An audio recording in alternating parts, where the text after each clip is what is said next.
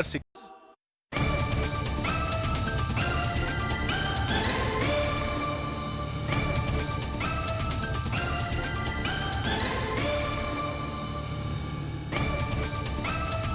जी कहीं में आपका एक बार फिर स्वागत है। बातचीत के सिलसिले को एक बार फिर से जोड़ने के लिए मैं आपके बीच में हाजिर हूं।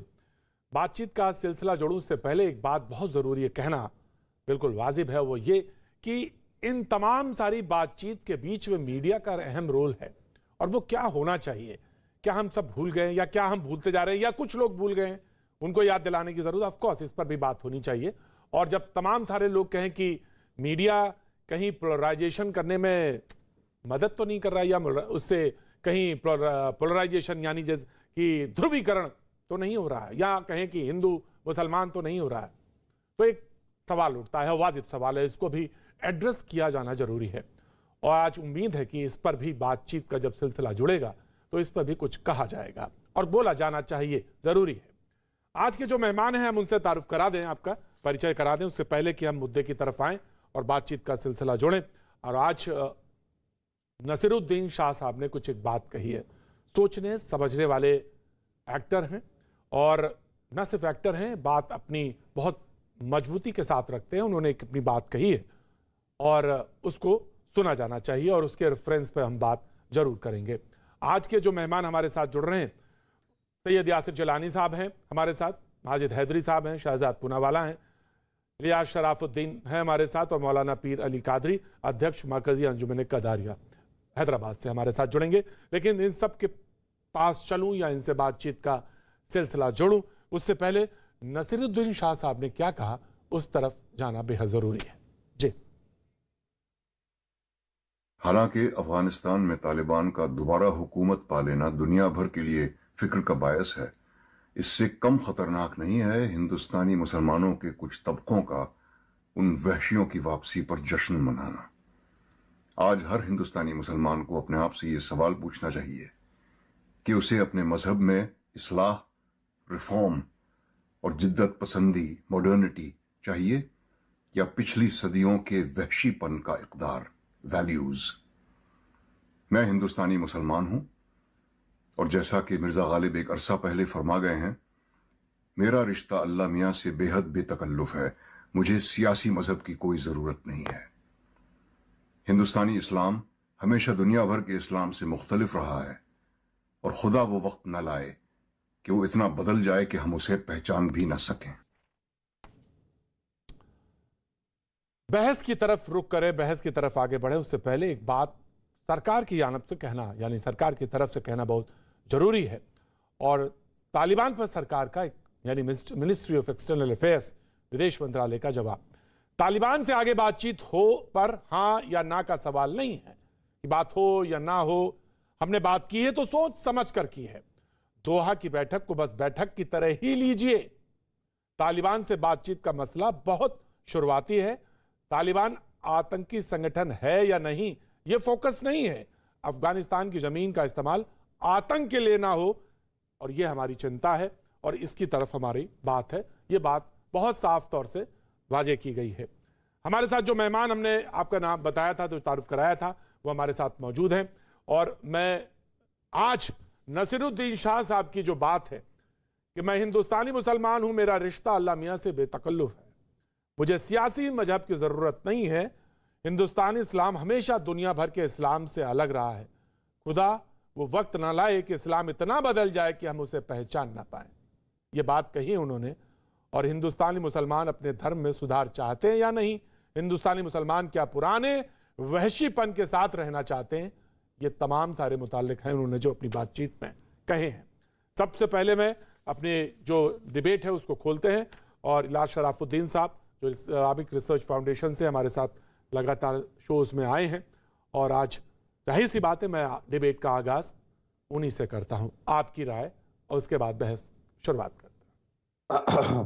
प्रतीक भाई, दो तीन बातें अच्छे से समझ लेना चाहिए। पहली बात, इस्लाम जो है वो अल्लाह के कलाम कुरान और नबी सल्लल्लाहु अलैहि वसल्लम की हदीस और सुन्नतों का नाम है। हिंदुस्तानी इस्लाम, अरबी इस्लाम, अफगानिस्तानी इस्लाम, ऐसा अलग अलग इस्लाम नहीं है, एक ही इस्लाम है। कुरान हदीस वाला इस्लाम मक्का मदीना से जो निकला और पूरी दुनिया में, पूरी कायनात में जो फैला, वही इस्लाम है कुरान हदीस वाला। दूसरी बात कि इस्लाम को अल्लाह से बेतकल्लुफी से ताल्लुक का नाम लेकर बदल देने की जो कोशिश की जा रही है और मॉडर्निज्म के नाम पर अगर इसके अंदर कोई ऐसी चीजें लाई जा रही है जिसको अल्लाह उसके नबी ने पसंद नहीं किया है, तो वो इस्लाम नहीं रहता। आपकी मर्जी रह सकती, इस्लाम नहीं रह सकता। और तीसरी बात, वहशीपन रशिया का, यूएसएसआर का, नाटो और अमेरिका का था, जिसने 20 लाख से ज्यादा अफगानियों को खत्म कर दिया, मासूम बच्चों और औरतों को। दुनिया ने सवाल नहीं किया वो वहशीपन पर। नसीरुद्दीन शाह भी खामोश रहे। वहशीपन तो वो था, दरिंदगी तो सीरिया और इराक में थी, यमन में थी, दरिंदगी तो ये ममालिक में, वेस्टर्न मगरबी ममालिक ने मचाई थी। इस पर सवाल नहीं करे नसीरुद्दीन शाह, और अभी तालिबान जुम्मा जुम्मा 8 दिन नहीं हुए आके उनको वहशी करार दिए। अजीब बात लग रही है मुझे। किसी भी मासूम को मारना सारी इंसानियत को मारने के बराबर है। इस्लाम इसके खिलाफ है। तालिबान भी ये हरकत करते हैं तो यकीनन वहशी है, नहीं करते हैं तो वहशी नहीं है। अमेरिका, रशिया, नाटो ने तो कर दिया ये हरकत, तो वहशी पहले उनको बोल के वो वहशीपन रोकिए, ना कि दूसरों पर बेजा इल्जाम। Right sir, right sir. मैं सैयद यासिर जिलानी भी हमारे साथ मौजूद है और शहजाद पूनावाला। शहजाद पूनावाला बात पे हंस रहे थे, और ये जो बात थी मैंने इस पर सुनी है बात कि अलग अलग नहीं है, एक ही इस्लाम है। तो ये कौन सा इस्लाम है जो एक इस्लाम से दूसरे इस्लाम को लड़ा रहा है? एक जगह पे दूसरे जो लड़ रहे हैं, ये कौन लोग हैं? कौन चौराहे पे फैसला सुना रहा है? कौन महिलाओं पे गोली दाग रहा है? ये तमाम कौन चीज़ें उठा के ले जा रहा है महिलाओं को? ये तमाम सारे सवालात हैं जो जरूर पूछे जाने चाहिए। और शायद इसी तरफ नसीरुद्दीन शाह साहब का इशारा था, और ये कहा था कि हम लोग जैसे रहते हैं गंगा जमुनी तहजीब के हिसाब से, उनका इशारा उसी तरफ था और उन्होंने वही बात कही थी। लेकिन शहजाद पूनावाला, आपकी बात 30 सेकेंड्स। प्रतीक जी, मैं इसलिए मुस्कुरा रहा था क्योंकि कुछ लोगों को नसीरुद्दीन शाह गुलफाम हसन के रूप में ही अच्छे लगते हैं, ऐसा महसूस हो रहा था। 2018 में नसीरुद्दीन शाह की बातों का समर्थन करने वाले आज किस तरीके से उन पर लानतें और फतवे जारी कर रहे हैं, वो मैं देखकर मुस्कुरा रहा था। बहरहाल आज वो विषय नहीं, विषय ये है कि नसीरुद्दीन साहब अच्छी कलाकारी करते हैं। मैं भी उनके कलाकार और फ़न का बहुत कायल हूँ। उन्होंने आज भी एक कलाकारी की है, और उनके बयानों में 2 मुख्य चीज़ें उन्होंने कही है। उन्होंने कहा कि इस वैश्वीपन के जश्न मनाने का एक तबका काम कर रहा है भारत में। वो तो आपके शो पर और पूरे देश में आपने देखा है कि कौन थे वो लोग जो तालिबान को मानते हैं यार और करना चाहते हैं उनका पीआर। और दूसरी बात उन्होंने कहा, सदियों से ये वैश्वीपन चला आ रहा है, अब हमें फैसला करना है कि मॉडर्निटी की ओर चलना है या सदियों पुराने वैश्वीपन पर चलना है। मैं तो आपको प्रतीक जी बोलना चाहूंगा कि जब जब भी हम इस बात का उल्लेख करते थे, आपके शो पे मंच मिला, तो कुछ लोग बैठकर कहते थे इस्लामोफोबिया फैल गया है। आज मैं पूछूंगा उनसे कि क्या नसीरुद्दीन शाह भी इस्लामोफोबिया फैला रहे हैं? क्योंकि ये उन्हीं की मंडली थी, उनकी मंडली 2018 में बड़ी एक्टिव थी, तो आज ये मंडली से पूछा जाएगा कि ये इस्लामोफोबिया है कि नहीं। अब ये इन्होंने केवल स्ट्रैटेजी बदली है या सोच बदली है? एक महान पत्रकार है, उन्होंने कहा था कि कभी कभी स्ट्रैटेजी बदलनी पड़ती है। वो वीडियो बड़ा वायरल है। तो स्ट्रैटेजी बदली है नसीरुद्दीन शाह ने या सोच बदली है, वो उन्हीं को पता है। पर हाँ, एक चीज बोलकर केवल एक चीज बोलकर समाप्त करूंगा कि आज कम से कम इनकी बातों पर भी जो एतराज कर रहे हैं वो बताते हैं और दिखा रहे हैं कि उनको वैशीपन ही चाहिए, और वो वैशीपन के साथ ही है, चाहे वो तालिबान का हो चाहे वो ISIS का हो। शुक्रिया। माजिद हैदरी साहब जुड़ रहे हैं हमारे साथ श्रीनगर से, उनका भी बहुत बहुत स्वागत है। माजिद भाई, आपका 30 सेकेंड्स है। और जो आज नसीरुद्दीन शाह ने कहा, उन्होंने कहा कि तालिबान का हुकूमत पा लेना दुनिया के लिए फिक्र की बात है। तालिबान पर कुछ भारतीय मुसलमानों का जश्न मनाना खतरनाक है। हिंदुस्तानी मुसलमान को खुद से सवाल पूछना चाहिए, हिंदुस्तानी मुसलमान अपने धर्म में सुधार चाहते हैं या नहीं? हिंदुस्तानी मुसलमान क्या पुराने वहशीपन के साथ रहना चाहते हैं? जी माजिद हैदरी। देखें प्रतीक भाई, सबसे पहले हमें यह समझना होगा कि नसीरुद्दीन शाह का बयान ही जो है वो फिक्र की बात है। एक बहुत बड़े अभिनेता हैं, बहुत बड़े अदाकार हैं, बहुत बड़े आर्टिस्ट हैं, इंटरनेशनल रिप्यूट आर्टिस्ट हैं। वो क्यों मजबूर हो गए ऐसी बात करने? उसका सबूत मैं आपने सामने रखता हूं कि नसीरुद्दीन शाह साहब को पिछले 6 वर्ष से, जब से ये भागवत सरकार चल रही है हमारे देश में, नसीरुद्दीन शाह साहब जैसे लोग जो हैं वो डरे हुए हैं, सहमे हुए हैं। उन पे कई मर्तबा इंटेलेक्चुअल असॉल्ट हुआ है, इंटेलेक्चुअल हमला हुआ है। नसीरुद्दीन शाह साहब ने जब एक दफा अपना मुंह खोला था कि यहाँ पे माइनॉरिटीज के साथ प्रॉब्लम की जा रही है, तो भाजपा वाले, बाकी RSS वाले कहते भाई इसको तो पाकिस्तान भेज दो। फिर उसके बाद दूसरी उन बेचारे की कंट्रोवर्सी हुई जब उन्होंने अपनी जबान कंगना रनौत के खिलाफ खोली कि ये बेवकूफाना कैसी बातें करती है, सेमी एजुकेटेड क्वीन जो है। तो उस वजह से ऐसे मामलात हो गए कि नसरुद्दीन शाह साहब को बैकफुट पे आना पड़ा। वो अब सैफरन अपीजमेंट कर रहे हैं, वो इस सैफरन लॉबी को खुश रखने की कोशिश कर रहे हैं, क्योंकि पानी में रह के मगरमच्छ से बैर नहीं हो सकता।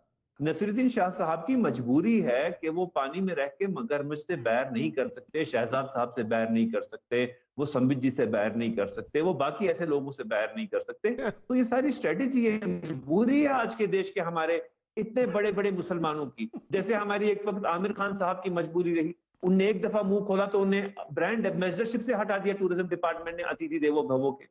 शाहरुख खान साहब ने एक दफा मुंह खोला तो उनको वानखेड़े स्टेडियम से बैन कर दिया गया। तो हमारे देश में मुसलमानों के लिए बात करना बड़ा मुश्किल होती है। अब सैफरन अपीसमेंट करनी है, शुक्रिया, अगर हमारे शुक्रिया। भागवा भाई हैं, शहजाद भाई हैं, खुश हैं, मैंने तालिबान तीन के लोगों से नाम पे पूछा तो है, तीनों लोगों ने अलग अलग बोला है और ये बड़ा रोचक बात है। नसीरुद्दीन शाह जी का वैसे मैं एक बात जानता हूं और सारे लोग जानते हैं, ये कोई उसमें बहुत बड़ी हिकमत की और साइंस की जरूरत नहीं है। उनके पास एक ही चेहरा है और एक ही मुंह है, एक ही जबान है। तो बोला तो उन्होंने वही है, लेकिन उसके मायने लोगों ने कहां कहां कैसे कैसे लगाए हैं, ये डिबेट में साफ नजर आ रहा है। और हमारे साथ सैयद यासिर जलानी साहब मौजूद हैं। 30 सेकंड सर आपके। मुझे प्रतीक जी बहुत हैरानी हो रही है कि हमारे पैनल में दो मुस्लिम पैनलिस्ट जो बैठे हुए हैं, एक माजिद हैदरी और दूसरे शराफुद्दीन, आज दोनों के बयान अलग अलग हैं। माजिद हैदरी ना चाहते हुए भी नसरुद्दीन शाह जी की तरफ जा रहे हैं और शराफुद्दीन ने अपना जो उनका एक तरीका है उस तरीके से उन्होंने उनके ऊपर प्रहार किया।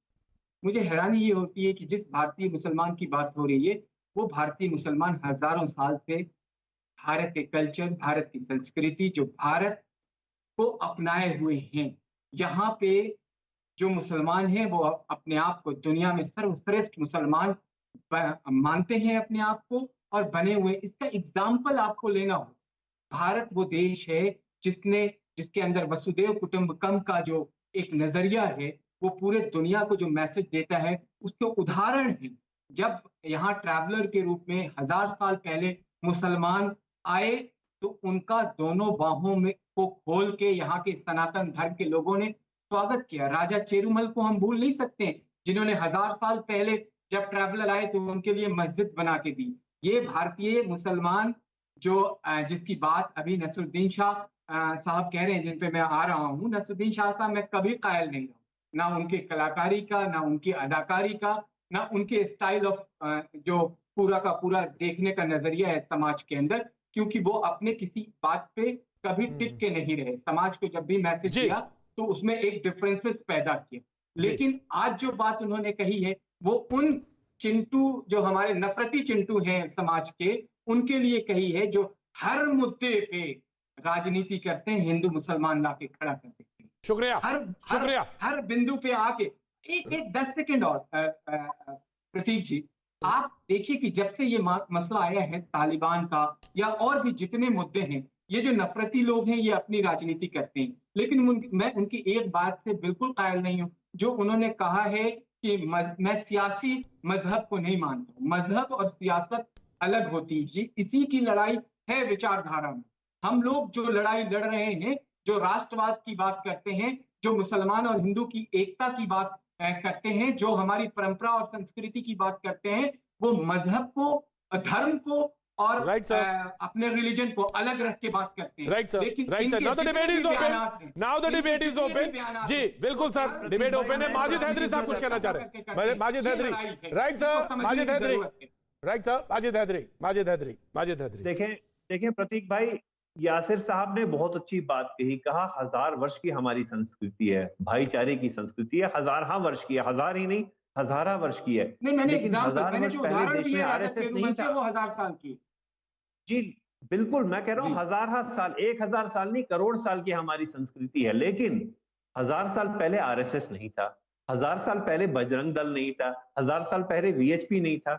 ये जो नफरत की जो राजनीति है, जो नफरत है माइनॉरिटीज के खिलाफ, लश्कर तैयबा नहीं था, लश्कर तैयबा नहीं था, आईएसआईएस नहीं था, तालिबान जैसे संकीर्ण और संकुचित मानसिकता के लोग नहीं थे जो नफरत फैलाते थे इस्लाम के नाम पे, जो अब भी नफरत फैलाते हैं इस्लाम का सहारा लेके, ये भी नहीं था। आप इंसाफ की बात करिए। देखिए, आप तर्क आईसिस के तो साथ हमारे बात करते देश हैं, में नहीं है ना, अच्छी हमारे डिबेट देश में तो करते हैं, आरएसएस है। अच्छी डिबेट करते हैं, लेकिन देखिए आप कम यासिर से कम भाई, जब हमारे उदाहरण देश में दें, आईसिस वन बाय वन, उदाहरण वन बाय दें, वन, तो वन इंसाफ बाय करें वन, ना। One by one, one by इंसाफ वन, करें। One by one, one by one. उन्होंने कहा, उन्होंने एक सवाल पूछा, आपने जवाब दिया। माजिद हैदरी फिर बोला मैं आ रहा हूं, आ रहा हूं मैं। माजिद हैदरी आपका चांस है। माजिद हैदरी, माजिद हैदरी आपका चांस है। जी देखिए, जी, मैं कह रहा हूं हमारे देश में आईसिस नहीं है, हमारे देश में आरएसएस है। हमारे देश में अलकायदा नहीं है, हमारे देश में बजरंग दल है। और ये जो संस्थाएं हैं, इन्हें अब एक वो मेरी आपत्ति एम्पावरमेंट रहेगी, मिली है, एनकरेजमेंट मिली मेरी है आपत्ति सरकार। रहेगी अगर एक आतंकवादी संगठन के साथ एक ऐसे संगठन का नाम माजिद हैदरी लेंगे जो समाज के संपूर्ण समाज के बदलाव के लिए काम करता है। आरएसएस को समझने की जरूरत है। आरएसएस व्यक्ति जनाब, क्या समझने की जरूरत है सर? आप मुझे बताइए, क्या समझने की जरूरत है? आरएसएस क्या हिंदू मुसलमान एक नहीं रह सकते? उसको हिंदू उसको राष्ट्र बराबर की करता बात है। करने की आपकी क्या आप जरूरत वाली है? सोच मुझे आप नहीं करता बताइए। है कि आपके यहाँ से जब कश्मीर में कश्मीरी पंडितों को भगाया गया था, उस वक्त आप सो रहे थे क्या? जब नरसंहार हो देखिए रहा था यासिर तब भाई, आप हिंदू मुंह राष्ट्र में की दही बात जमा कर करना लिया था वैसी है क्या? जैसे खालिस्तान की आप बात जब करना अपनी है, कश्मीरियत शरीयत की की बात करना संस्कृति है। को भूल तो गए, ये देशद्रोह की बात करते हैं आरएसएस वाले। जब हजरत बल और चरारे शरीफ पे आतंकवादियों का हमला हुआ तो आप अपनी संस्कृति को भूल गए क्या? तब आप खड़े नहीं हुए, तब उन जब आतंकवादियों से बाबरी आपने मस्जिद पे कोई हमला सवाल हुआ, नहीं आप किया। अपनी तो पहचान भूल आपका गए? किसी हाँ? भारतीय जब देखिए, बाबरी मस्जिद पे हमला हुआ तो आपने क्या किया? डिबेट को ट्रैक पे लाने की जरूरत है। डिबेट को ट्रैक पे लाने की जरूरत है। मैं ऑफ कोर्स मैं ट्रैक पे लाने की बाबरी मस्जिद जब शहीद हुए, आपने क्या किया? हाँ? अरे जो मैंने हाँ, बात नाच रहे थे आपसे तब कही है, आप उसके नसीरुद्दीन शाह के जब साथ। चरारे शरीफ को जलाया गया, जब खीर भवानी मंदिर में जाने से रोका गया, जब जब जब माता के मंदिर में जाने से आप रोका मुझे गया, तब बाबरी आप क्या मस्जिद का जवाब कश्मीर में दीजिए दुम बस। दबा के छुप गए थे आप? उस दिन आप क्या कर रहे थे? हाँ, जब नसीरुद्दीन शाह के साथ नाच कर रहे अमरनाथ थे। पे हमला हुआ, जब उल्टी अमरनाथ टोपी पे हमला वाले। हुआ तब आप कहाँ थे? तब कश्मीरियत आपकी कहाँ चली गई थी? जो भारत का सिरमौर था, जो जब भारत का बाबरी मुकुट है, मस्जिद जिस शहीद हुई, कश्मीरियत की मैं आप उस बात दिन करता कहाँ हूँ। थे? आप क्यों नाच रहे थे माजिद नसीरुद्दीन हैदरी, शाह आप के साथ उस इंसाफ दिन? नहीं हाँ? कर रहे हैं। ऊंची टोपी आप वाले अच्छी बाबू डिबेट करने के वाले, लिए जाने हाँ? जाते हैं तो आपको तथ्य के साथ और तर्क के साथ बात करनी चाहिए। भारत आपको देख रहा है। आप एक ऐसे शो का हिस्सा है जिसे पूरे भारत के लोग देखते हैं। आपको बाबरी और मस्जिद में सराहते हैं। तर्क नहीं गलत दिखता? बयानबाजी आपको मत बाबरी करिए। मस्जिद में फैक्ट नहीं दिखता? गलत आपको बाबर बयानबाजी यहाँ मत का करिए। मुगलिया गलत मुगलिया शहंशाह बयानबाजी का मत सल्तनत करिए। का बादशाह नहीं दिखता? राइट। मैं आगे बढ़ता हूँ, आगे डिबेट खोलता हूँ। मेरे साथ एक मेहमान और जुड़ना है। क्या दिखता है?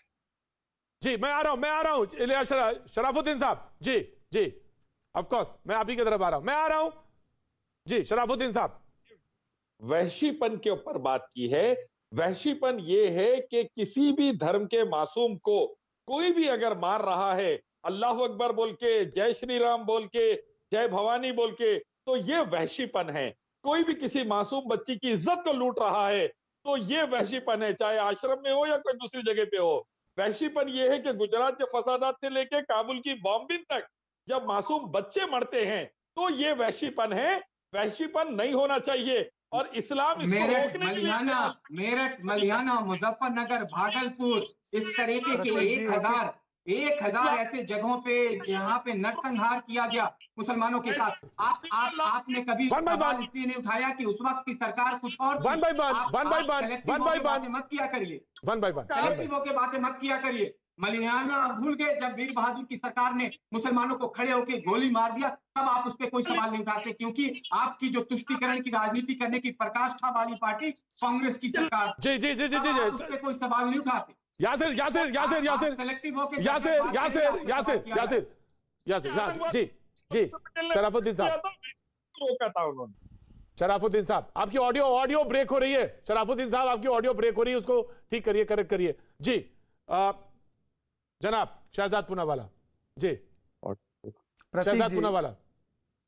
प्रतीक जी मैं बस छोटे में बात रखूंगा। जी प्रतीक जी मैं छोटे में बात रखूंगा, मैंने किसी का बीच में हस्तक्षेप नहीं किया। देखिए अभी माजिद हैदरी ने कहा कि नसीरुद्दीन शाह दरअसल डरे हुए हैं, वो मजबूर है, वो बहुत बौखलाए हुए हैं, इसलिए उनको ये मजबूरन बोलना पड़ा। तो मैं इनसे दो सवाल पूछूंगा।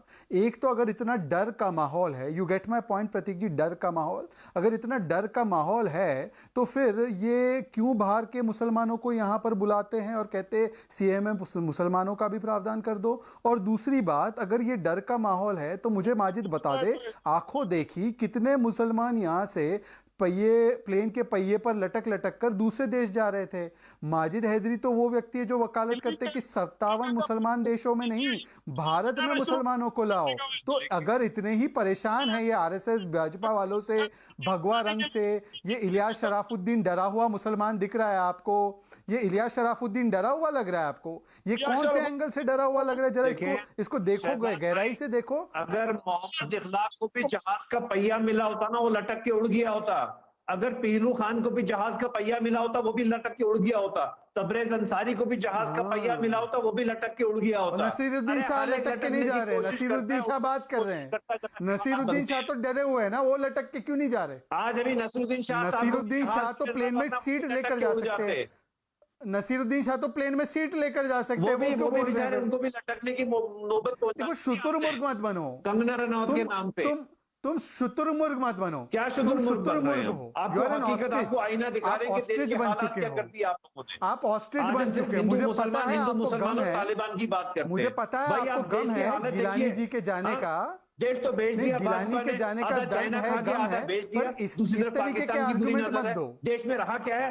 युवा को नौकरी नहीं मिल रही, गाड़ी के लिए पेट्रोल नहीं मिल रहा, दाल 500 रुपए की मिलती है, खाने पे नजर है आप क्या खाओगे क्या पकाओगे, भारत में रहना होगा, वंदे मातरम कहना होगा, और फिर आप यहाँ तकलीफ करोगे। अच्छा नहीं, ये शिकायत तो आपकी नहीं, शिकायत तो आपकी इस मुल्क से ही है। 10 सेकंड, शिकायत तो मुल्क से ही है ना माजिद भाई, इसी मुल्क से कर रहे हैं ना शिकायत, और शिकायत भी उसी चेयर से कर रहे हैं, उसी सरकार से कर रहे हैं जिसको चुना इसी देश ने। आपने चुना, हमने चुना, तो फिर इतना ज्यादा रोष क्यों? और रोष भी ऐसा कि लगे कि देश में रहने लायक स्थिति नहीं है, वो डरे हुए हैं और वो मजबूरी में बोल रहे हैं ये बात। ऐसा क्यों माजिद? हर बारे से लड़ रहे हैं, अपने घर के मुखिया को याद दिला रहे हैं कि क्या करने की जरूरत है। नहीं तो उनसे नहीं, अगर मुखिया से नहीं, सवाल यह कि मुखिया से डरे कैसे हैं? वो डर के बोल रहे हैं, नहीं तो सुधरेंगे कैसे? नहीं, नसीरुद्दीन शाह आप कह रहे हैं डरे हुए हैं जी। शहजाद पूनावाला, शहजाद पूनावाला, शहजाद पूनावाला, शहजाद पूनावाला। 10 सेकंड माजिद, 10 सेकंड देखिए, 10 सेकंड, सिर्फ 10 सेकंड लूंगा, 10 सेकंड लूंगा, उसके बाद 10 सेकंड लूंगा, उसके बाद माजिद और इलियास बोल सकते हैं। देखिए, इन्होंने कहा, ये देखिए, अब जब बात हो रही है नसीरुद्दीन शाह ने, हालांकि मैं उनकी बातों का समर्थन नहीं करता, उनसे एग्री नहीं करता, पर उन्होंने जब कम से कम एक आत्मचिंतन करके कहा है कि सदियों से जो वैशीपन चला रहा है, उसका एक उदाहरण 3 तलाक। आपको याद है ना, इस वैशीपन को सुप्रीम कोर्ट ने खत्म किया, पर इलियास शराफुद्दीन और माजिद हैदरी दोनों इसको मानने को तैयार नहीं है। सोचिए किस तरीके की सोच है कि वो उस वैशीपन को आज भी बढ़ाना चाहते हैं। ये क्यों नहीं रिफॉर्म करना चाहते? आज तो आपको नसीरुद्दीन शाह ने भी कह दिया है। वैशी कैसे बनते बेचारे शहजाद भाई, तालिबान बेचारे 30 वर्ष पहले पैदा हुए 1996 में, वो बेचारे 1000 साल के वैशी कैसे बने? या तो आपकी जनरल नॉलेज कमजोर है या नसीरुद्दीन शाह। नहीं, मुझे माजिद हैदरी मुझे ये बताइए, तो अगर आप डरे हुए हैं, नसीरुद्दीन शाह साहब डरे हुए हैं, लेकिन तालिबान तो डरे हुए नहीं है, तो वो कह रहे हैं कि तालिबान का हुकूमत पा लेना दुनिया के लिए फिक्र की बात है। इसके पीछे नसीरुद्दीन शाह साहब की क्या बात रही होगी? वो क्यों ये बात को कह रहे हैं? ये बात जरूरी है ना जानना। प्रतीक भाई, हाँ देखिए प्रतीक, हम बेचारे तालिबान को राक्षस बनाना चाह रहे हैं, क्योंकि भाजपा की पॉलिटिक्स ही यही है कि किसी ना किसी को राक्षस बनाना है। ये तो कभी नेहरू जी के पीछे पड़ जाते हैं, कभी राहुल गांधी के पीछे पड़ेंगे, कभी सोनिया गांधी के पीछे। अब फिलहाल गांधी परिवार नहीं, अभी फिलहाल तालिबान। अच्छा, नेहरू, राहुल और तालिबान एक ही है? नेहरू और तालिबान एक ही है आपके हिसाब से? ये देखिए क्या बोल रहे, राहुल और तालिबान एक है, ये कह रहे नेहरू तालिबान एक है। ये देखिए माजिद हैदरी कैसे कह रहे नेहरू राहुल तालिबान को एक ही पटल पर रख रहे हैं। ये कहते हैं कभी तालिबान को राक्षस बनाया, कभी राहुल को राक्षस बनाया। मतलब माजिद हैदरी ये कह रहे हैं कि दोनों की विचारधारा एक ही तरह की है। माजिद, मैं आपसे पूछना चाहता हूं, व्यक्तिगत टिप्पणी नहीं, व्यक्तिगत टिप्पणी नहीं, शहजाद पूनावाला, व्यक्तिगत मैंने नहीं कहा, उन्होंने कहा, ठीक है, उन्होंने कहा कि नेहरू को आप कभी राक्षस बनाते हो, कभी राहुल को राक्षस बनाते हो, कभी तालिबान को। तो इनके लिए तालिबान, राहुल, नेहरू एक ही है। वो उनका विचार हो सकता है, पर क्या मैं इनसे पूछ सकता हूं, नसीरुद्दीन शाह ने कहा कि तालिबान उनके लिए इस्लाम रिप्रेजेंट नहीं करता। सवाल इस बात का नहीं है, सवाल इस बात का, बहस इस पर नहीं हो रही है, वो तो नहीं, बहस इस पर नहीं थी, बहस नहीं, सुनिए शराफुद्दीन साहब, बहस इस पर नहीं थी, बहस इस पर थी कि क्या हिंदुस्तान का मुसलमान अपना इस्तकबाल जो है, अपना जो फ्यूचर है, वो कहां देखता है? पुराने वहशीपन में देखता है जो 7वीं शताब्दी का है, या वो मॉडर्न सोसाइटी या डेमोक्रेसी की तरफ, या जो तमाम चीजें हैं उनकी तरफ जाना चाहता है? ये कहां देखना चाहता है? जी प्रतीक जी, मेरा आंसर ले लीजिए। प्रतीक, जिंदा गाड़ दिया जाता था जैसा आज भारत के हिंदू कर रहे हैं। हिंदुइज्म में जो मासूम बच्चों को एबॉर्शन से मार दे रहे हैं, हिंदू जो मार दे रहे हैं, वैसा खत्म करा इस्लाम आकर, वैशीपन को खत्म करा इस्लाम आकर। जहां पर कत्ल गारतगिरी आम थी वो खत्म करा इस्लाम आकर, इज्जत लूटना आम था वो खत्म करा इस्लाम आकर। नसीरुद्दीन शाह निकाह हलाला कहाँ हो रहा है? निकाह हलाला और 3 तलाक कहाँ हो रहा था? वैशीपन है, मासूम चूड़ी वाले को मारते हैं, मासूम खेती बाड़ी किसान को मारते हैं, मासूम बच्चे को मार डालते हैं, जुनैद को। ये आरएसएस के वैशीपन की बात करना चाहिए। कश्मीरी पंडितों को मारना वैशीपन नहीं था? कश्मीरी पंडितों को मारना वैशीपन था या नहीं था? खेताराम भील को मारा, रतन लाल को मारा, उन्होंने मारा अंकित शर्मा को, रिंकू शर्मा को, मुस्लिम भीड़ ने मारा, वो वैशीपन नहीं था? आपको केवल एक ही आंख से वैशीपन दिखता है क्या? वीएचपी बजरंग दल के वैशी को अमेरिका आज आतंकवादी बोल रहा है। आज कश्मीरियों को नहीं बोल रही, दुनिया बोल रही है आरएसएस के आतंकवाद को वैशीपन। नहीं, अच्छा बोल रही है। सरदार वल्लभ भाई पटेल ने आरएसएस के आतंकवाद के वैशीपन को बैन किया था। बजरंग दल ने दानिश सिद्दीकी को मारा। बजरंग दल और वीएचपी ने दानिश सिद्दीकी को मारा क्या? बजरंग दल और वीएचपी ने दानिश सिद्दीकी को मारा क्या? बजरंग दल ने जो जम्मू कश्मीर से इनके साथी है माजिद हैदरी के, उन बाबर कादरी को क्या बजरंग दल ने मारा? सवाल ये भी पैदा होता है ना, उनको किस सोच ने मारा? कौन सी वो सोच थी जिसने दानिश सिद्दीकी को मारा? कौन सी वो सोच थी जिसने बाबर कादरी को मारा? नहीं आ रहा कि किसान खुदकशी से मर रहे, जवान मरते जा रहे हैं। मैं आपके सवाल को समझ रहा हूं, लेकिन मैं उस सवाल को फिर एक बार रखना चाहता हूं, जो सवाल जिस पर बहस थी आज, जिस पर बहस थी प्रतीक, ऑफ कोर्स मैं आ रहा हूं, मैं उसी पे आ रहा हूं। वक्त एक छोटे से ब्रेक का, ब्रेक के बाद मैं फिर हाजिर होता हूं।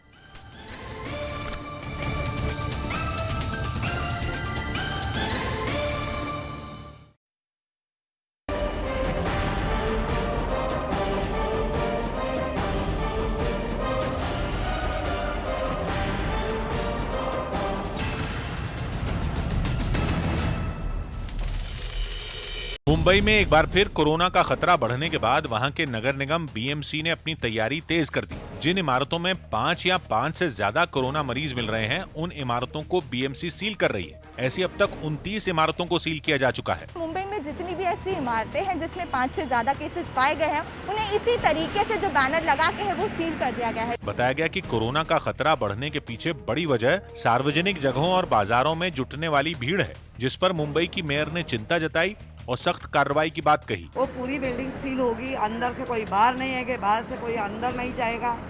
4T का सूत्र हमारा चालू होगा।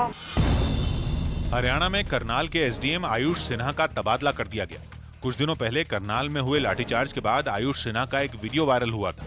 आरोप है कि इसमें उन्होंने उग्र प्रदर्शनकारियों का सिर फोड़ने का आदेश दिया था।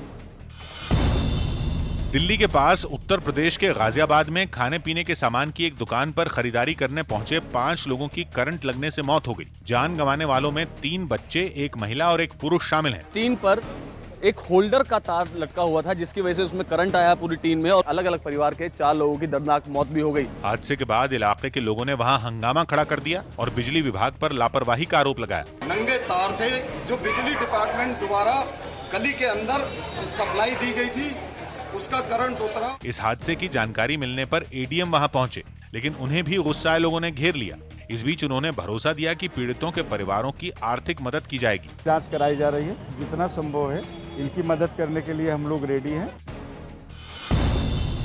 खेल मंत्री अनुराग ठाकुर और शिक्षा मंत्री धर्मेंद्र प्रधान ने दिल्ली से फिट इंडिया क्विज अभियान की शुरुआत की।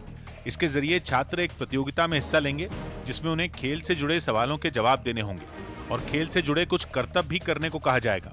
इसका मकसद यह है कि छात्र फिट रहें और उन्हें खेलों से जुड़ी जानकारी भी मिले। मेजबान बांग्लादेश ने न्यूजीलैंड को पहले T20 मैच में 7 विकेट से हरा दिया। इस मुकाबले में न्यूजीलैंड की टीम 60 रन पर ही ऑल आउट हो गई, जो कि T20 में उसका सबसे कम स्कोर रहा। इसके बाद बांग्लादेश की टीम ने 15 ओवरों में 61 रन का लक्ष्य हासिल कर लिया। यूपी सरकार ने कुछ जिलों में फैले खतरनाक बुखार पर निर्देश जारी किए। इनमें साफ किया गया कि 7 से 16 सितंबर तक राज्य भर में एक अभियान चलाया जाएगा जिसमें स्वास्थ्य कर्मी घर घर जाकर पीड़ितों के लक्षण की जांच करेंगे।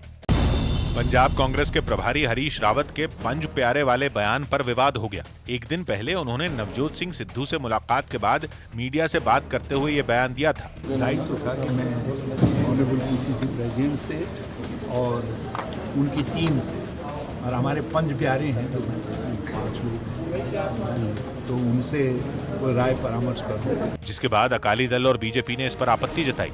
उन्होंने दलील दी कि रावत के बयान से सिख समुदाय की भावना को ठेस पहुंचेगी, इसलिए उन्हें माफी मांगनी चाहिए। मैं अपेक्षा करता हूं हरीश रावत जी अपने इस बयान पर अफसोस जताएंगे। बात संवेदनशील थी, लिहाजा विवाद बढ़ने पर हरीश रावत ने अपने बयान पर माफी मांगने में देर नहीं की। मेरी बात से किसी का दिल दुखा हो, किसी का भी दिल दुखा हो, तो मैं क्षमा मांगता हूं। मैंने अपने शब्द वापस लिए। कश्मीर जोन की पुलिस ने सोशल मीडिया पर चल रही एक अफवाह को खारिज कर दिया। अफगानिस्तान के तालिबान पर कब्जे के बीच ये अफवाह उड़ी कि कश्मीर के 60 युवा गायब हैं, लेकिन पुलिस ने इस बात को पूरी तरह फर्जी करार दिया। दिल्ली के पास गाजियाबाद पुलिस ने 7 लोगों को ठगी के आरोप में गिरफ्तार कर लिया। आरोप है कि ये लोग एक गेम ऐप के नाम पर लोगों को झांसा देते थे। दिल्ली पुलिस कमिश्नर राकेश अस्थाना की नियुक्ति के खिलाफ दाखिल एक याचिका पर हाईकोर्ट में सुनवाई हुई, जिसके बाद अदालत ने केंद्र सरकार को नोटिस जारी कर जवाब मांगा। अब इस केस की अगली सुनवाई 8 सितंबर को होगी। कर्नाटक के कोलार में एक कॉलेज के 32 छात्रों की कोरोना रिपोर्ट पॉजिटिव आई। बताया गया कि ये सभी छात्र हाल ही में केरल से लौटे थे। यूपी के सीएम योगी आदित्यनाथ ने लखनऊ में कुछ लोगों को मकानों की चाबी सौंपी। ये मकान प्रधानमंत्री और मुख्यमंत्री आवास योजनाओं के तहत सरकार की तरफ से गांव में बनाए गए हैं। प्रधानमंत्री मोदी जी का सपना कि हर गरीब का घर हो अपना, यह साकार उत्तर प्रदेश के अंदर होता हुआ दिखाई दे रहा है। दिल्ली के पास यूपी के ग्रेटर नोएडा में हत्या के आरोपी एक डिलीवरी बॉय और उसके 2 साथियों को पुलिस ने मुठभेड़ में गिरफ्तार कर लिया। एक दिन पहले ग्रेटर नोएडा के बीटा 2 इलाके में रेस्टोरेंट चलाने वाले सुनील अग्रवाल नाम के शख्स की गोली मारकर हत्या कर दी गई थी। उस हत्या का आरोप खाने की ऑनलाइन डिलीवरी करने वाली कंपनी स्विगी के डिलीवरी बॉय पर लगा। यहाँ पे 2 आदमी खड़े थे जिन्होंने सुनील अग्रवाल पे गोली चलाई है। एक गोली उनके सर में मारी गई है जो उनकी मृत्यु की वजह है। पुलिस ने बताया कि मुठभेड़ में मुख्य आरोपी के पैर पर गोली लगी, जिससे वो बुरी तरह घायल हो गया। इनके क्रिमिनल हिस्ट्री भी पता कर रहे हैं। इन अभियुक्तों के विरुद्ध गैंगस्टर एक्ट के तहत भी कार्रवाई करेंगे। जीडीपी बढ़ने की रफ्तार में तेजी की खबरों पर राहुल गांधी ने सरकार को घेरा। अंतर्राष्ट्रीय बाजार में तेल की कीमतें गिरने के बावजूद महंगे पेट्रोल और डीजल पर उन्होंने सरकार से तीखे सवाल पूछे। 23 लाख करोड़ रुपए सरकार ने जीडीपी से कमाया है। जीडीपी वो ग्रोस डोमेस्टिक प्रोडक्ट नहीं, जीडीपी मतलब गैस, डीजल, पेट्रोल। मेरा सवाल है ये 23 लाख करोड़ रुपए गए कहां? हालांकि महंगे पेट्रोल और डीजल के लिए बीजेपी ने यूपीए सरकार की नीतियों को ही जिम्मेदार बता दिया। लगभग 1.4 लाख करोड़ का ऑयल बॉन्ड लिया था। ये जो ऑयल बॉन्ड लिया था यूपीए ने, उसका किस प्रकार का एक कहर पूरे ऑयल प्राइसिंग पे आगे भी पड़ा, वो हम सब जानते हैं। निर्मला जी ने हम सबको बताया है। अभिनेत्री सायरा बानो को मुंबई में खार के हिंदुजा अस्पताल के आईसीयू में शिफ्ट कर दिया गया। बताया गया कि 3 दिन पहले बीपी बढ़ने पर उनकी तबीयत बिगड़ गई थी। मुंबई पुलिस ने शिवसेना नेता संजय राउत के घर और दफ्तर की सुरक्षा बढ़ा दी। संजय राउत ने सामना अखबार के जरिए केंद्रीय मंत्री नारायण राणे पर हमला बोला था, जिस पर राणे और उनके बेटों ने काफी नाराजगी जताई थी। बताया जा रहा है कि दोनों पक्षों में तल्खी और बढ़ने की आशंका को देखते हुए संजय राउत की सुरक्षा बढ़ाने का फैसला लिया गया।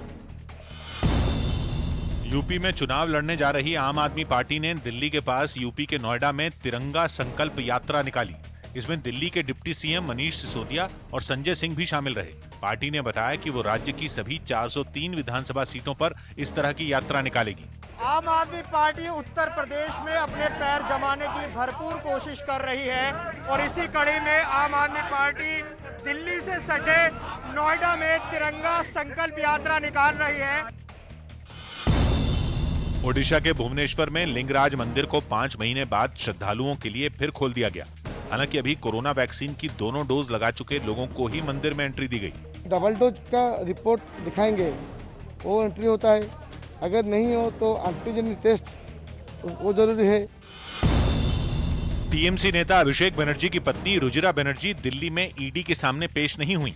उन्हें कोयला घोटाले के एक मामले में पूछताछ के लिए बुलाया गया था, लेकिन रुजिरा ने कोरोना संकट में अपनी बच्ची की सुरक्षा की दलील दी और दिल्ली की बजाय कोलकाता में अपने घर पर ही पूछताछ करने की गुजारिश की।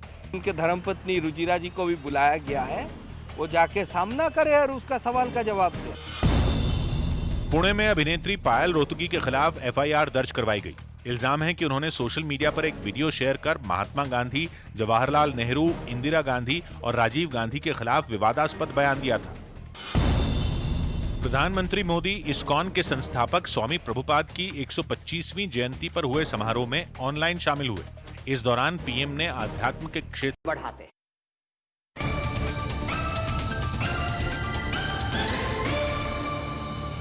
भैया जी का में आपका एक बार फिर स्वागत है और हमारे साथ जो मेहमान जुड़ रहे हैं मौलाना पीर अली कादरी साहब, उनका भी बहुत बहुत स्वागत है। थैंक यू सो मच बातचीत के सिलसिले को जोड़ेंगे। लेकिन मौलाना साहब आपसे देर से जुड़े हैं क्योंकि डिबेट का शुरुआत हो चुकी थी और आज डिबेट का जो मौजू है, जो विषय है, वो सबके बारे वाजे है। तो लेकिन मैं आपको भी 30 सेकेंड देता हूँ, डिबेट पे जोड़ने की कोशिश करता हूँ।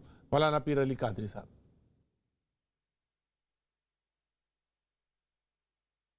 सवाल क्या है बताइए सर। अच्छा ऐसा करिए कि बात पहले डिबेट सुन लीजिए, फिर उसके बाद शरीक होइएगा। जब मौका लगे आपको तो शरीक हो जाइएगा, क्योंकि मुद्दा तो चल ही रहा। जी शहजाद पूनावाला, शहजाद पूनावाला। प्रतीक जी, आज बात हो रही है नसीरुद्दीन शाह की। जी मेरी बात आपको आ रही है। नसीरुद्दीन शाह ने जो बात की कि क्या आप पुराने जहालत के साथ रहना चाहते हैं, पुरानी सदियों के वैशीपन के साथ रहना चाहते हैं या मॉडर्न होना चाहते हैं। अब आपको याद होगा प्रतीक जी कि सती की प्रथा होती थी, चाइल्ड मैरिज की प्रथा होती थी। हिंदू समाज ने आगे बढ़ते हुए उनको खत्म किया और मॉडर्निटी की ओर बढ़ा। पर जो लोग आज भी मॉडर्निटी के नाम पर, देखिए खुद तो टीवी पर आ जाएंगे, पर कौम आगे ना बढ़े और हिंदुओं को बार बार इस डिबेट में। प्रतीक जी मैं देखिए 10 सेकंड 15 सेकंड बोलता हूं, मैं किसी के बीच में नहीं बोलता। मैं इस तरीके की चीखम चिल्ली आप बोलिए, उसके बाद इलियास बोलेंगे। मैं अपनी बात रखूंगा, हाँ, उसके बाद इलियास शराफुद्दीन तालिबान का पक्ष रखे। जी आप तालिबान का पक्ष, मैं सिर्फ इतना कहना चाहता हूं कि क्यों आज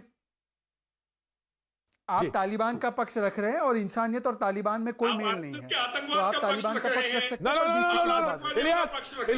इलियास एक बात सुनिए। नो डिबेट रोक रहा हूं, मैं डिबेट रोक रहा हूं। इलियास, आप बार बार किसी संगठन का नाम ले रहे हैं और किसी संगठन को बार बार आप डेरोगेटरी वर्ड्स बोल रहे हैं। ये ठीक नहीं है, इससे परहेज करिए, इससे परहेज करिए, इससे गुरेज करिए। मैं उनको भी मना कर रहा हूं, मैं उनको भी। शहजाद पूनावाला वो तालिबान के प्रवक्ता नहीं है, वो अपनी बात कहने के लिए यहाँ पे आए हैं ना, वो तालिबान के प्रवक्ता नहीं। लेकिन आप भी इससे गुरेज करें, बच्चे। जी आगे बढ़े, जी जी आगे बढ़े। नहीं अब मुझे एक बात बताइए, एक सेकंड मुझे एक बात बताइए। अगर मैं तालिबान की सोच, तालिबान के आतंकवाद और तालिबान के वैशीपन जिसपे नसीरुद्दीन शाह ने विश्लेषण किया उस पर बोल रहा हूं, तो इनको क्यों पेट में दर्द हो रहा है? क्या तालिबान से इनका कोई रिश्ता है? अगर ना हो तो क्यों पेट में दर्द हो रहा है? दूसरी बात, मेन बात सिर्फ इतना कहना चाहता हूं कि आज जब आपके पेट में, सर में, मुंह में क्यों दर्द दे रहा है? अरे भाई देखिए, तालिबान के बारे में बोल रहा हूं, इनको पेट में दर्द क्यों हो रहा है? प्रतीक जी यही बताता है ना कि देखिए जो नसीरुद्दीन शाह ने बोला है आज उसका आप प्रतीक जी 10 सेकंड इनके फेडर को डाउन करेंगे, वरना ये बीच बीच में बोलते रहेंगे, दर्शकों को भी नहीं समझेगा। प्रतीक जी आज केवल नसीरुद्दीन शाह ने, चाहे वो कलाकारी करते हुए या एक एक्ट करते हुए ही सही, आज उन्होंने आज भारत में जो तालिबान का जश्न मनाने वाली तालिबान 2.0 के प्रवक्ता है उनका चेहरा उजागर कर दिया है और उसमें से एक बैठे हैं हमारे साथ। मैं आज इनसे पूछना चाहता हूं, जब बात इस मुसलमान ने की, वो कह रहा है कि मुसलमानों को मॉडर्न होना चाहिए, तो बार बार हिंदुओं को गाली देने की नौबत क्यों आ रही है? कह रहे कि देखो हिंदू समाज ये कर रहा है, हिंदू समाज वो कर रहा है, हिंदुओं में ये है, हिंदुओं में वो है। वो तो आगे बढ़ चुके हैं, उन्होंने तो बहुत सारे रिफॉर्म किए, आप रिफॉर्म करने के तैयार क्यों नहीं है? इलियास शराफुद्दीन साहब, इलियास शराफुद्दीन साहब, इलियास शराफुद्दीन साहब, no, I won't allow you, I won't allow you, I won't allow you। ये गलत है कहना, किसी संगठन को कहना गलत है। Audio down. जी मौलाना पीर अली कादरी साहब, जी आपने हाथ उठाया। जी मौलाना पीर अली कादरी साहब, जनाब। देखिए साहब। जी जनाब। जी बोल रहा हूँ साहब। पहली बात तो यह है कि तालिबान की ना हम आइडियोलॉजी के क़ाइल है, ना हिंदुस्तानी मुसलमानों को तालिबान से कोई ताल्लुक़ है। राइट, हम उनसे अपना किसी किस्म का कोई ताल्लुक रखते हैं ना हमको रखना है। Right sir. रही बात नसीरुद्दीन शाह साहब का बयान कि नसीरुद्दीन शाह ने ये कहा कि हिंदुस्तान का इस्लाम अलग है, वहाँ का इस्लाम अलग है, तो यहाँ पर थोड़ा शाह साहब को करेक्शन करना चाहिए।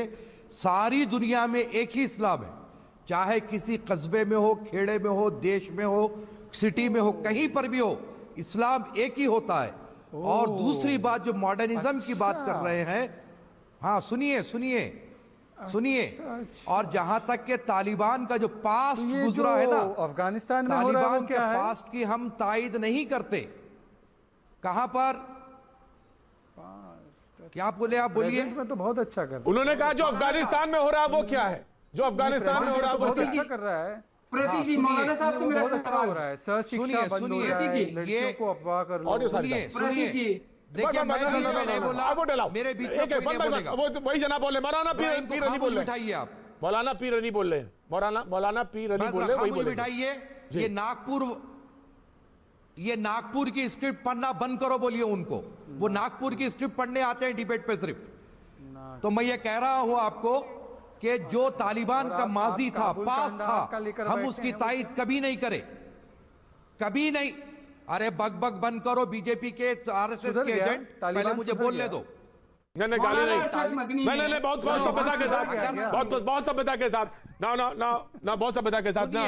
सैयद यासिर जिलानी, सुनिए, मैं आ रहा हूँ, माजिद हैदरी भाई आ रहा हूँ, माजिद भाई मैं आ रहा हूँ, you have to wait, Majid भाई you have to wait, you have to wait. या अगर सैयद यासिर जिलानी तालिबान टेरर ऑर्गेनाइजेशन है, अगर तालिबान टेरर ऑर्गेनाइजेशन है तो हमारा देश सक्षम है उसको यूएपीए में ऐड करे, उसको टेरर ऑर्गेनाइजेशन डिक्लेयर करे। क्यों नहीं कर रहे हम?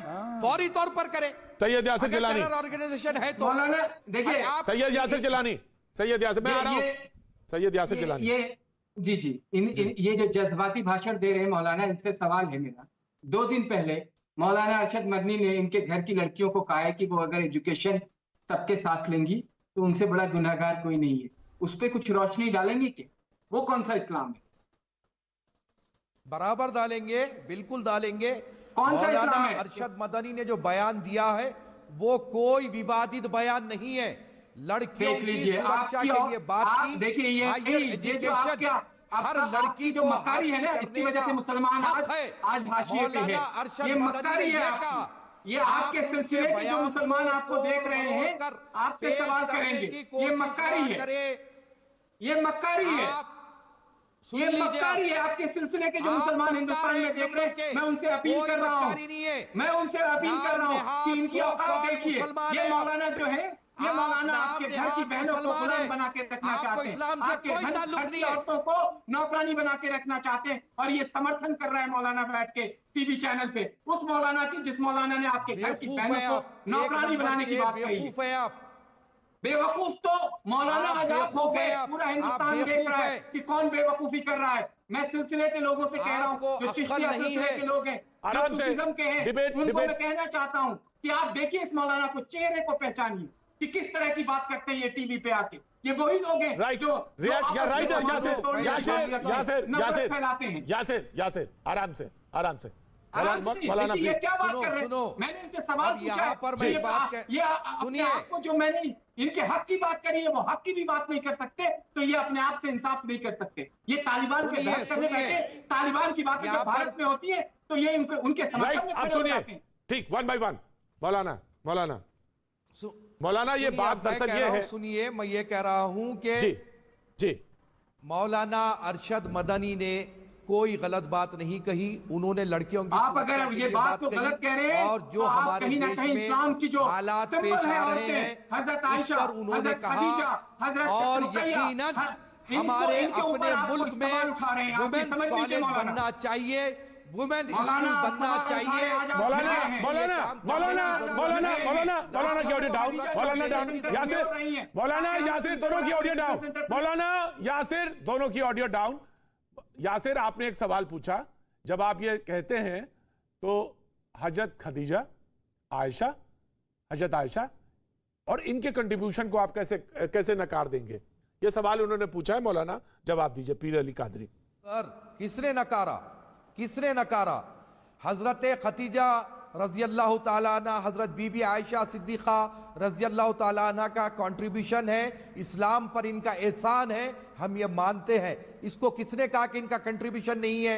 लेकिन जो शरीयत है, जो इस्लाम की तालीमात है, उसमें रहते हुए आप हायर एजुकेशन हासिल कीजिए। चंद चीजों के लिए मत अपनी जो आपकी सोच है, आपकी अच्छी सोच है, उसको मत खत्म करिए।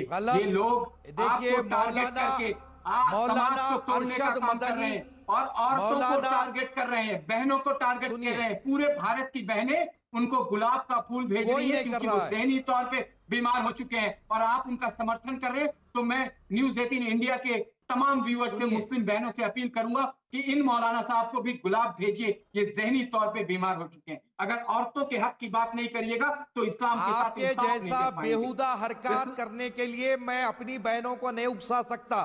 आप बेहुदे हैं, बेपर्दा आप करने के बेहुदे लिए हैं, आमदा आप मौलाना नहीं है, हो सकते अगर इस्लाम आप को इस तरह की बात बिगाड़ने के करेंगे लिए तो। आमदा है, आप इस्लाम इस तरह को की बात बिगाड़ने करेंगे की तो मौलाना कोशिश नहीं कर हो रहे हैं आप सकते। लोग। भारत के मुसलमान आपको देख हमारी रहे हैं, लड़कियां मुसलमान बहनें तालीम देख रही हासिल हैं, करेगी, बहनें देख रही हैं, हायर जिनको एजुकेशन प्रधानमंत्री सवाल हासिल नहीं करेगी। नहीं मैं रोकता हूं, मैंने डिबेट रोकी। मैं सवाल ये था कि तरक्की पसंद जो लोग हैं, जिनको लगता है के बारे में मैं कुछ बोलना चाहता हूं प्रतीक।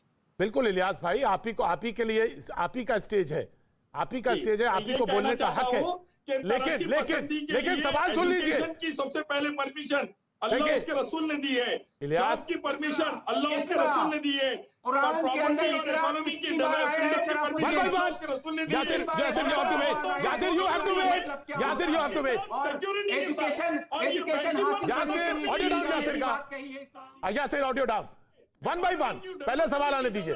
लड़के लड़कियों दोनों को हिजाब के साथ, ताकि वैश्यपन खत्म हो। सबसे पहले मस्जिदों में औरतों को लाने की परमिशन अल्लाह उसके रसूल ने दी है ताकि वैश्यपन खत्म हो। जॉब की और एजुकेशन के साथ साथ बिजनेस की परमिशन दी है। राइट, सवाल ले लिया मैंने। Now you have to listen. Audio down, Ilyas का ऑडियो डाउन, इलियास का ऑडियो डाउन। इलियास कहते हैं कि वो जो हिजाब है वो डालना जरूरी है क्योंकि जो वहशीपन है वो वहशीपन। इलियास, अगर नजर अपनी खराब है तो इलाज तो अपना ही किया जाएगा ना। नजर किसकी खराब है? हमारी। तो इलाज किसका करोगे? हाँ, इलाज किसका करोगे? जी मैं आ गया जी, ऑफ कोर्स। और सारी ऑडियो डाउन, सारी ऑडियो डाउन। शहजाद पूनावाला, शहजाद पूनावाला, शहजाद पूनावाला जी, शहजाद पूनावाला। देखिए, नज़र और नियत दोनों खराब है, पर नज़र और नियत दोनों खराब है, पर मेरा एक पॉइंटेड सवाल, क्या बहुविवाह, क्या ट्रिपल तलाक और निकाह हलाला को ये यहाँ पर बैठे जो तालिबान डिफेंड कर रहे हैं, क्या वो उसको सही मानते हैं? क्या उसको इस्लाम के साथ मानते हैं या इस्लाम के खिलाफ मानते हैं? मैं आ गया माजिद, मैं आ गया माजिद हैदरी। हलाला, देवदासी, पांचाली और बीवी को छोड़ के भागना हराम है इस्लाम में। हम देखा, आप निकाह हलाला का बोलो ना। आपको हिंदू धर्म में एक्सपर्ट बनने की जरूरत नहीं है, जिसके हो तथाकथित रूप से उसके बारे में बोलो। सऊदी अरब में नहीं कर सकते। प्रतीक जी, मेरा सवाल इनको दोहरा दीजिए। इस्लाम में प्रतीक जी, मेरा सवाल इनको दोहरा दीजिए, इधर उधर की बातें ना करें Ilyas ji. Audio down, audio down, 1 by 1 जी जी जी जी चीखने की ऑडियो जरूरत डाउन, नहीं है। Audio down, audio down, audio down. अगर आप इन्होंने कोई सवाल पूछा है और अगर हिंदुओं के जानिब से पूछा है तो रिफॉर्म्स होते हैं और रिफॉर्म्स हो सकते हैं और होने चाहिए, ये मेरा कहना है। रिफॉर्म्स होना चाहिए। जैसे जैसे जैसे सती प्रथा, जैसे सती प्रथा हुआ, रिफॉर्म हुआ। आप बच्चों का बाल विवाह नहीं हो सकता, उसका भी रिफॉर्म होना चाहिए और सख्त, और अगर कोई करता है उस पर सख्त सजा होनी चाहिए। शहजाद पूनावाला ने सवाल पूछा, अगर आप जवाब देना चाहें तो बड़े, वरना माजिद हैदरी बहुत देर से हाथ उठा रहे हैं जी। इलियास शराफुद्दीन, बराबर सजा होनी चाहिए निकाह हलाल और मुता वालों को, जैसा सऊदी अरब में फारसी से होती है। मौत की सजा, जो भी हलाला मुता करा, लानत भेजी अल्लाह उसके नबी ने उसके ऊपर। तो मुता करने वाले, हलाला करने और करवाने वाले दोनों में लानत है। सऊदी अरब में कुरान हदीस वाले इस्लाम में ये चीज अलाउ नहीं है। जो कर रहा मुंडी उड़ाई है। चिन्मयानंद आसाराम की भी मुंडी उड़ाई है साथ में, जो बच्चियों का रेप कर दिया आश्रम में। जो भी गलत करा उसकी सजा दीजिए और बच्चियों के ताल्लुक से एजुकेशन है, जॉब है, इसमें से इस्लाम में परमिशन है हिजाब के साथ। जी सही है, वन बाई वन बोलेंगे, वन बाई एक बात। मैं आ रहा हूँ माजिद, आ रहा हूँ सही है, से चलानी वन बाई वन। जी प्रतीक जी 10 सेकंड। देखिए शराफुद्दीन जब भी बात करते हैं तो क्रूरता की बात करते हैं, मुंडी उड़ाइए। अरे भारत लोकतंत्र है, कानून से चलने वाला देश है। आप अगर संविधान और कानून को भी नहीं मानेंगे तो आप किसी चीज से इंसाफ नहीं कर सकते। ये मुंडी उड़ाना क्या होता है? इसकी मुंडी उड़ा दीजिए, उसकी मुंडी उड़ा दीजिए, इसकी मुंडी उड़ा दीजिए। अरे आपकी क्रूरता जो है ना, आपकी तालिबानी सोच आपको तो बार बार आप सामने लाके रखते हैं, सामने रखते हैं। भैया आपको लोग जानते हैं कि आप किस तरह की बातें करते हैं। मुंडी उड़ाइए नहीं, मुंडी उड़ाइए नहीं, मुंडी उड़ाइए नहीं। सवाल प्रतीक जी, मेरा सवाल प्रतीक जी अब भी मौलाना साहब से है। जो मौलाना साहब, मैं बड़ी उनकी रिस्पेक्ट करता हूं, जो दूसरे जुड़े कादरी साहब, मेरे सवाल का वो जवाब दें कि क्या लड़कियों के एजुकेशन में कोई डिफरेंसेस होना चाहिए किसी भी लिहाज से? वो आज हिंदुस्तान के जो व्यूअर्स देख रहे हैं, बड़ी तादाद में मैसेज आ रहा है, उसको सेटिस्फाई करें कि जो बात मौलाना साहब ने कही है, दूसरे वाले उन्होंने गलत कही है कि नहीं कही। नहीं तो आप इंसाफ नहीं कर पे आएंगे। मैं इसलिए इस मौलाना पीर अली कादरी कि लोग जानना चाहते हैं जी, हमारी बहनें जानना चाहती हैं जी। मौलाना पीर अली कादरी, देखिए साहब, इस्लाम कभी भी तालीम से न रोका है, न रुका है, न रुकेगा। इस्लाम में तालीम हासिल करने के लिए हदीस है, सरकार मदीना फरमाते हैं कि अगर तुम्हें चीन जाकर भी इल्म हासिल करना पड़े तो तुम जाकर हासिल करो। यानी एक दूरी का, फासले का अंदाजा बताया गया। जहां तक के सवाल लड़कियों की हायर एजुकेशन की है, हम भरपूर तायद करते हैं कि हमारी हिंदुस्तान की हर बहन हायर एजुकेशन हासिल करे, लेकिन जो इस्लामी तौर तरीके बतलाए गए हैं, हिजाब है, डिस्टेंस है, उसको मेंटेन करते हुए आप हर तालीम हासिल करिए, कोई आपत्ति नहीं होगी। और मौलाना अरशद मदनी ने भी यही कहा, मौलाना अरशद मदनी ने भी यही कहा कि आप तालीम हासिल कीजिए तो आप अपनी राजनीतिक सुरक्षा के सोच के साथ अपनी बात को रख रहे हैं। आप इस्लामिक सुनिए, आप इस्लाम सुनिए या साहब, मुसलमानों को लेट आप मी नहीं कंप्लीट मैसेज दे पाए। मैं कंप्लीट कर लूं ना? जी आप करिए। सुनिए मैं क्या कह रहा हूं। कोरोना वायरस चल रहा है, कोरोना वायरस से हम एहतियात कर रहे हैं ना, एहतियात कर रहे हैं ना कोरोना से, मास्क लगा रहे हैं, सोशल डिस्टेंसिंग मेंटेन कर रहे हैं। क्यों कर रहे हैं? वायरस लपट ना जाए, बीमार हो ना जाए, इसीलिए गंदी नजर का वायरस भी हमारे देश में फैला हुआ है। क्या बात है, वाह मौलाना, वाह मौलाना, क्या बात है मौलाना। मौलाना तो ये आप होंगे कोरोना, मौलाना आप होंगे कोरोना, आप वायरस होंगे, हमारे वायरस, हम वायरस नहीं है। ना, आपके पास कोई माइक्रोस्कोप है, आपके पास माइक्रोस्कोप है, आप नाप लेते हैं कि नजर कौन सी खराब है, कौन सी अच्छी है। मौलाना ये गलत सोच है मौलाना, बड़े माफी के साथ कहता हूँ, बड़े माफी के साथ कहता हूँ, बहुत गलत सोच है, बहुत गलत सोच है। लड़कियों के रेप कैसे हो रहे हैं बताओ मुझे आप। मौलाना इसलिए हो रहे हैं क्योंकि हो रहे हैं, निर्भया का हाल क्या हुआ? मौलाना इसलिए हो रहे हैं कि आप उनको इल्म नहीं दे रहे हैं, तालीम नहीं दे रहे हैं। मौलाना तालीम दीजिए, तालीम, अच्छी तालीम, तालीम दीजिए, अच्छी तालीम। रेप करने वाले का कोई मजहब नहीं होता, तो आप अलग करने वाला निर्भया का रेप करने वाला अलग करके, मुसलमान नहीं था, आप अलग करके रेप करने वाला मौलाना गलत। मौलाना जब आप गलत खड़े हो, मौलाना आप कुतर्क करेंगे, जब भी आप अलग खड़े होंगे आप कुतर्क करेंगे, और आप वही कह रहे हैं कि आप नहीं मौलाना गलत कह रहे हैं आप। सुरक्षा कवच पहनना चाहिए, बहुत अच्छी सोच है, कवच पहनना चाहिए। और नसीरुद्दीन, आज जो बहस थी वो नसीरुद्दीन शाह साहब की, वो यही थी कि क्या हम कहां खड़े हैं, किस तरफ जा रहे हैं, और हिंदुस्तान का मुसलमान क्या सोच रहा है। माजिद हैदरी साहब, मैं बिल्कुल आ रहा हूं, मैं माजिद में बहुत देर से हाथ उठा रहे हैं, माजिद हैदरी के पास आ रहा हूं। शहजाद इसके बाद जी, माजिद हैदरी, आवाज, ऑडियो, माजिद आपकी आवाज नहीं आ रही, माजिद आपकी आवाज नहीं आ रही जी। शहजाद पूनावाला। प्रतीक जी, मैं बड़े संक्षेप में अपनी बात रखूंगा। प्रतीक, मैं अपनी संक्षिप्त में बात रखूंगा। पहली बात यह है कि मुझे बताइए कि परिवर्तन की बात की है नसीरुद्दीन शाह ने।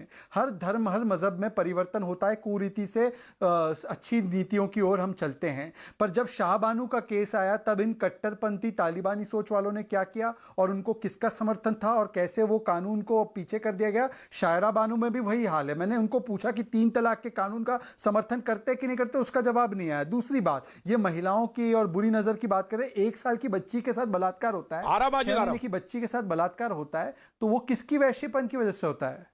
पूछिए ना मौलाना से, किसकी सोच का होता है? पूछिए मौलाना से। 1 साल की बच्ची का रेप कर रहे हैं तो कौन सी उसमें लगाएंगे दिमाग चल रहा है? पूछे मौलाना, बताएंगे पूरे इल्म के साथ बताएंगे, हिकमत के साथ बताएंगे मौलाना। खिलाफ है, कुरान हदीस खिलाफ है। मासूम बच्चियों के रेप पर कत्ल की सजा दो। हम 1400 साल से बोल रहे, बच्चियों को पढ़ने लिखने की नौकरी की इजाजत तो हिजाब में तो मौलाना बोल रहे। अरे इलियास तो उनके लिए अलग ऑफिस बनाएंगे, लड़कियों के लिए एक अलग ऑफिस बनाएंगे, लड़कों के लिए एक अलग ऑफिस बनाएंगे और पर्देदारी करेंगे वहां पे, वहां भी पर्दे। अरे इलियास, इल्म दो, इलियास इल्म दो, पढ़ाई दो, लिखाई दो, दिमाग में तंग दिमागी मत पैदा करो। जी, माजिद हैदरी, सारी ऑडियो डाउन। माजिद हैदरी बहुत देर से कह रहे थे वो। प्रतीक भाई, आज की चर्चा का विषय नसीरुद्दीन शाह साहब थे और नसीरुद्दीन शाह साहब की एक पिक्चर है, डर्टी पिक्चर, जिसमें उनका बड़ा ही पॉपुलर एक डायलॉग है जी कि पब्लिक सामान देखती है, दुकान नहीं। और जो सामान हमने पिछले दिनों से देखा है वो ये है कि हमारे देश ने तालिबान के साथ दोहा में चर्चा की और हमारे देश ने यूनाइटेड नेशन सिक्योरिटी काउंसिल में तालिबान के नाम से टेरर का पत्ता हटा दिया। अब तालिबान स्टेट एक्टर हैं, वो हमारी सरकार। तो ये 2 सामान हमने भाजपा की दुकान के देख लिया, बाकी दुकान में क्या पड़ा है वो नहीं हमें पता। हाँ, तालिबान पे क्यों ये लड़वा रहे हैं हर दिन भाजपा वाले? क्योंकि यूपी के इलेक्शन होने वाले हैं, योगी जी हार रहे हैं, योगी जी को जिताना है किसी तरीके से। तो तालिबान अब नया राक्षस है। अब तालिबान एक ऐसा राक्षस है जो योगी जी को इलेक्शन जितवाएगा। प्रतीक, राइट जी, बस इतना ही कह रहा था। जी श्योर, शुक्रिया जी। हाँ बोलिए, 2 सेकंड बोलिए शहजाद। विडंबना की बात है जी प्रतीक जी, विडंबना की बात है, बड़े विडंबना की बात है कि इनको भारत में और भारत की तंजीमों में तो राक्षस और आतंकवादी दिखाई देता है, पर एक भी बार आज के बैठे 3 तालिबानी जो समर्थक मालूम होते हैं, उन्होंने एक भी बार तालिबान में इनको राक्षस दिखता है ये नहीं कहा। इसका मतलब तालिबानी सोच से वो इत्तेफाक रखते हैं। और आज नसीरुद्दीन शाह की जो परफॉर्मेंस है वो सही साबित हो रही है कि जश्न मनाने वाले, वैशीपन का जश्न मनाने वाले आज 3 पैनलिस्ट आपके सामने आपको दिखाई दे रहे हैं और इनमें से नसीरुद्दीन शाह तोड़ के जश्न मनाने वाले वैशी। राइट। मैं वक्त एक छोटे से ब्रेक के बाद में फिर हाजिर होता हूं।